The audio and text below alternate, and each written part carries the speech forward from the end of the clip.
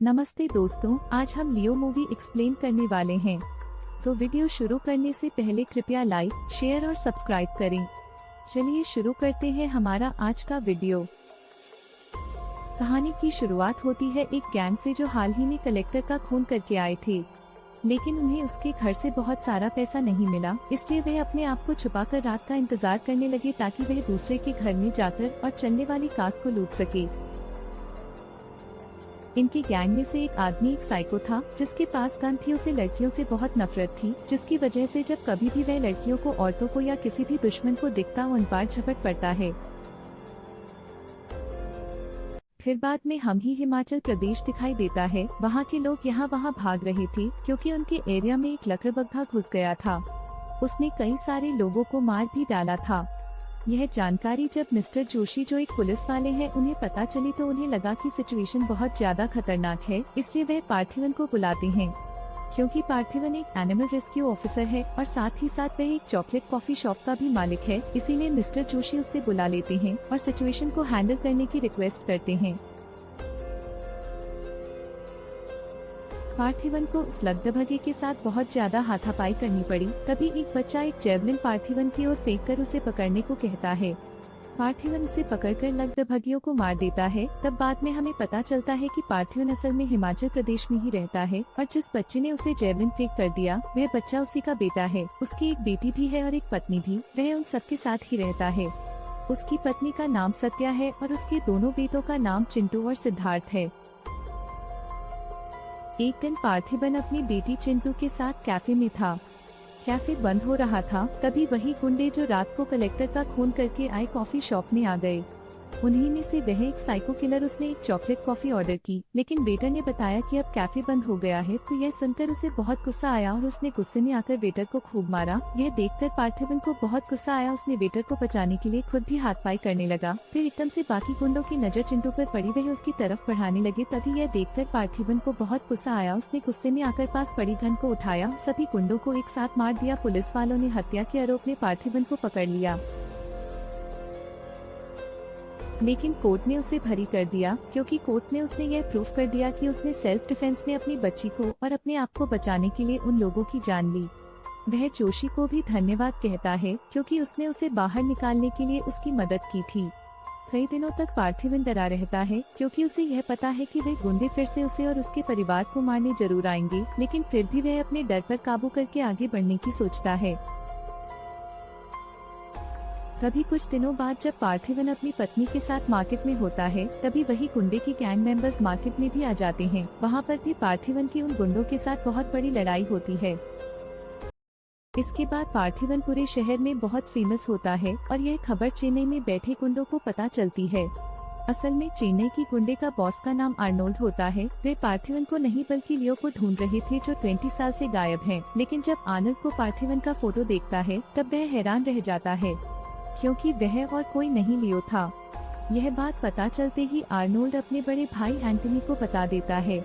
यह पता चलते ही एंटनी अपनी बहुत बड़ी गुंडों की सेना लेकर हिमाचल प्रदेश निकल पड़ता है।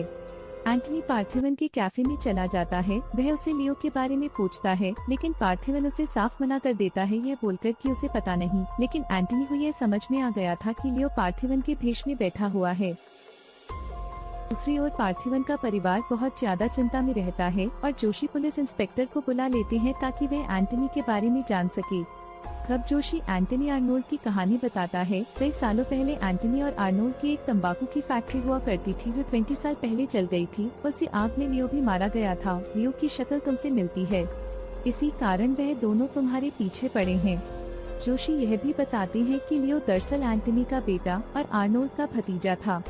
यह सुनकर पार्थिवन हक्का बक्का रह जाता है। वहीं पर दूसरी ओर पार्थिवन की बीवी और उसके बच्चे पर वही कैफे शॉप वाले गुंडे फिर से मार्केट में हमला करते हैं। तभी उसी वक्त एंटनी अपने गुंडों के साथ बीच में घुसकर सभी गुंडों को मार देता है और उन दोनों को बचा लेता है। तब वह पार्थिवन का भी सच को बताता है कि पार्थिवन ही मेरा बेटा था। वह पूरी दुनिया को बेवकूफ बना सकता है लेकिन मुझे नहीं। तभी जब सत्या अपने घर पहुंचती है तब वह पार्थिवन से लियो के बारे में पूछती है। तब पार्थिवन भी जवाब में बोलता है कि उसे कुछ नहीं पता। सत्या को उस पर शक होता है, इसी कारण वह अपनी जांच चालू करती है। एक दिन जब पार्थिवन को यह पता चला कि उसकी बीवी उसी पर शक कर रही है और अपने बच्चों को भी उसके खिलाफ कर रही है, तो उसे बहुत दुख होता है और उसके ऊपर चिल्लाता है। वह बार बार कहता रहता है कि लियो का उसे कोई संबंध नहीं, वह कोई लियो वगैरह नहीं, उनका पार्थिवन है। तभी हमें दूसरी और एक और बात पता चलती है कि जोशी भी पार्थिवन के ऊपर शक करता है। वह भी सत्या की तरह अपना एक सीक्रेट जांच पार्थिवन के खिलाफ चला रहा होता है। तभी उसे यह पता चलता है कि फैक्ट्री में जो आग लगी थी उसमें एक आदमी बच गया था जो अभी भी जेल में है, जिसे कुछ दिनों बाद फांसी की सजा होने वाली है। इसीलिए जोशी बिना अपना वक्त गवाए उस आदमी को मिलने जाता है और उसे पार्थिवन का फोटो दिखाकर पूछता है कि क्या यह लियो है। यह देखकर वह आदमी हंसने लगता है और कहता है, मैं आपको एक कहानी सुनाता हूँ। लियो के पिता एंटनी और उसके भाई आर्नोल्ड का एक तंबाकू का धंधा था। लियो आर्नोल्ड एंटनी से भी कई ज्यादा अच्छा तंबाकू की फैक्ट्री संभालता था। एंटनी धंधा संभालने के लिए किसी को भी मार डाल सकते थे।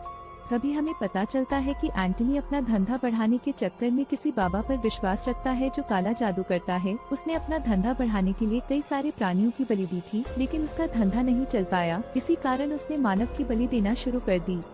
और तभी एक रात लियो और उसके गैंग ने 2000 किलो से भी ज्यादा का माल स्मगल किया था और इसके बदले उन्हें खूब अच्छे पैसे मिले थे। इसी कारण लियो और उसका गैंग बहुत बड़ी बड़ी पार्टी करते हैं। पर तभी एंटनी के पंडित जो काला जादू करते थे, उसने एंटनी को एक सुझाव दिया कि अब वह अपना धंधा और भी ज्यादा बढ़ाने के लिए अपनी बेटी अलीशा और बेटे लियो की बलि दे दे। एंटनी अपने भाई आर्नोल्ड को यह बात बता देता है। आर्नोल्ड अलीशा को गोली मारकर ठिकाने लगा देता है। वहीं पर दूसरी ओर जब लियो को मारने आर्नोल्ड जाता है तब लियो और आर्नोल्ड और उसकी गैंग के साथ बहुत बड़ा झगड़ा होता है। लेकिन आखिर में एंटनी झगड़े के बीच में आकर लियो को मार देता है और एक बंदूक लेकर लियो के सर पर मार देता है। तभी फैक्ट्री पर एक बहुत बड़ा धमाका हो जाता है। तभी कहानी प्रेजेंट में आ जाती है और वह कैदी कहता है, सर क्या आप इसे अभी भी लियो कहेंगे क्या? क्योंकि भले ही लियो एक बहुत बड़ी भीड़ में भी खड़ा हो, मैं उसे आराम से पहचान लूंगा। यह लियो नहीं है। जिसके बाद जोशी को पूरा यकीन हो जाता है कि पार्थिवन लियो नहीं है। दूसरी ओर हमें एंटनी का बहुत बड़ा गैंग दिखाई देता है। दरअसल यह पूरा गैंग पार्थिवन के घर के बाहर खड़ा था। अंतोनी भी पार्थिवन को फोन करके यह बताता है कि हम उसके घर के बाहर खड़े हैं। तो यह सुनकर पार्थिवन बांध साफ कह देता है, मैं बाहर नहीं आऊंगा। तो एंटनी उसे धमकाता है कि उसका बेटा हमारे पास है, अगर अपने बेटे सिद्धार्थ की जान जाते हुए नहीं देखना चाहते तो बाहर आ जाओ। यह सुनकर पार्थिवन बहुत डर जाता है और बाहर आ जाता है। बाहर आते ही वह देखता है कि एंटनी उसका गैंग भाग रहा है। यह देख के उसे बहुत गुस्सा आता है और वह उनका पीछा करने लगता है। पर तभी थोड़ी देर के बाद एंटनी उसका गैंग अपनी गाड़ियाँ रोक देते हैं और उतर जाते हैं। तभी पार्थिवन और अंतोनी के गैंग के बीच में बहुत बड़ा झगड़ा होता है। आखिर में अंतोनी और पार्थिवन के बीच में बहुत बड़ी फाइट होती है और उसमें पार्थिवन अंतोनी को बहुत ज्यादा घायल कर देता है। वह अपने पास पड़ी चाकू लेकर अंतोनी के पेट में घुसा देता है। तभी अंतोनी उससे आखिरी बार पूछता है, क्या तुम ही मेरे बेटे लियो हो क्या? लेकिन पार्थिवन कुछ नहीं बोलता और एंटनी मार देता है। तभी पार्थिवन को एक फोन आता है जिसमें आर्नोल्ड उसे बता रहा होता है कि उसका बेटा मेरे पास है, अगर अपने बेटे को जिंदा देखना चाहते हो तो मेरे पास आ जाओ। अब आर्नोल्ड को यह पता चलता है उसके ही गैंग के मेंबर्स से, क्योंकि फाइट में वह पार्थिवन से डर के कई सारे गैंग मेंबर्स गाड़ियों में बैठकर भाग गए थे और उसी गाड़ियों में पार्थिवन का बेटा था। पार्थिवन ने आर्नोल्ड से यह सुनने के बाद पार्थिवन बहुत ज्यादा डर गया। वह आर्नोल्ड के आड़े पर गया। वहां जाने पर वह देखता है कि आर्नोल्ड का बहुत बड़ा गैंग है जो कई सारे हथियार लेकर उसी की तरफ देख रहा है। आर्नोल्ड को कहता है कि अभी भी तेरे पास समय है, चुपचाप यह मान ले कि तू ही लियो है। पार्थिवन भी यह बताकर थक गया था कि वह लियो को नहीं जानता, वह लियो नहीं है। वह अपने कई सारे आधार कार्ड आईडी भी दिखाता है, लेकिन फिर भी आर्नोल्ड मानने को तैयार नहीं था। इसी कारण आर्नोल्ड उससे धमकी देता है कि वह उसके परिवार को मार देगा।